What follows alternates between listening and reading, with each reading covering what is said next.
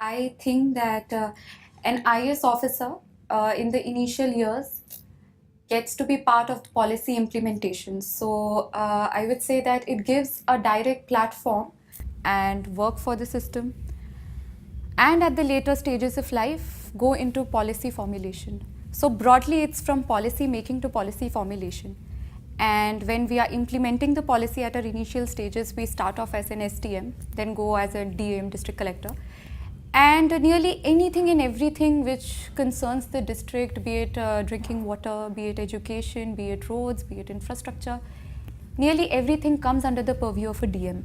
So at one time you can be controlling some law and order situation, at the other time you could be looking at the improving the infrastructure of the region. So that much is the responsibility and the purview of working of an IS officer, and probably that makes it so much sought after. Absolutely, and one thing which even I have realized is that you get a lot of satisfaction from the job, in the sense that you, like what Atha said, that you get so many opportunities to work for the society in general, that when you go back home and you realize that today one signature of yours changed lives of many, the happiness and satisfaction you get individually, I think no other profession probably gives you that, because it makes you work for a lot of people in very small steps. So the immense satisfaction that one derives from this job is very great, and that's one of the merits I think we have in this profession. Well, we are still in our probation period, so we haven't had the opportunity yet to make any sacrifices per se. But I realize what you're asking, and from whatever we have learned from the interactions with different IS officers, and of course, there is a bearing on the personal life, since the role of an IS officer is so huge. And it's a 24/7 job. So you can be called up anytime, say in the night, in the early morning. So of course, a lot of sacrifices go towards your personal life, your family life. But I think that's what you agree to give up when you join the civil services.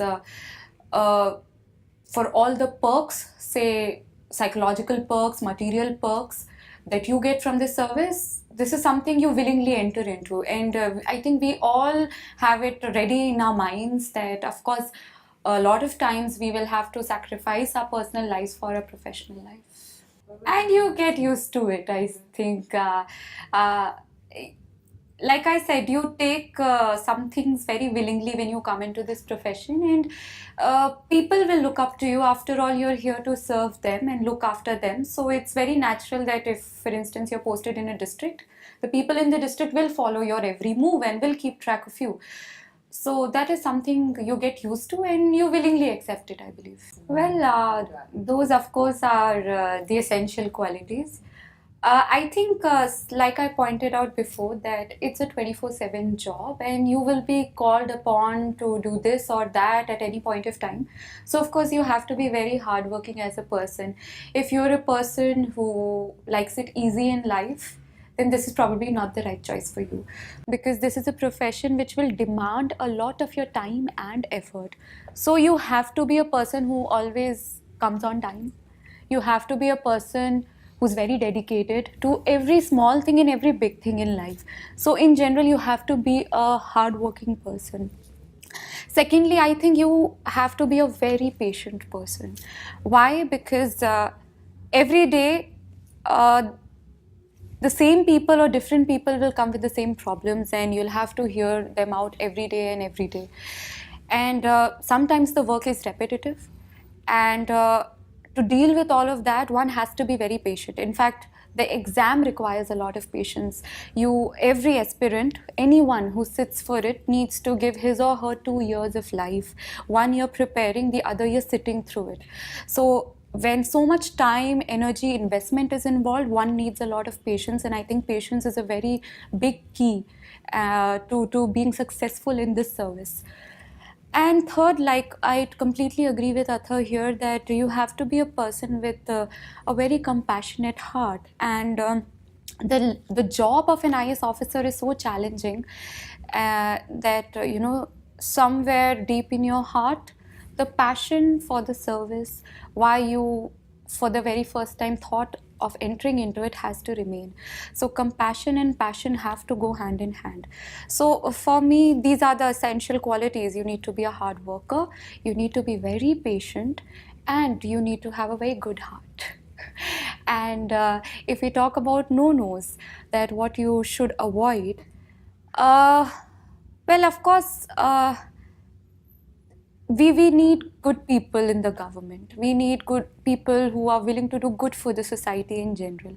So anybody who has other vested interests in mind, which there are sometimes, of course, we wouldn't want such people with such qualities entering into the service. So like he said, dishonest people or people having vested interests in their mind, I think we certainly do not want those kind of people coming.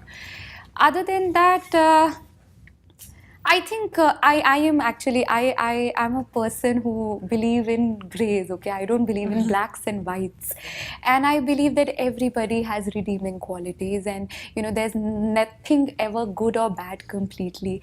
And even if for instance, we have some negative qualities at the moment, we always have the power to change them.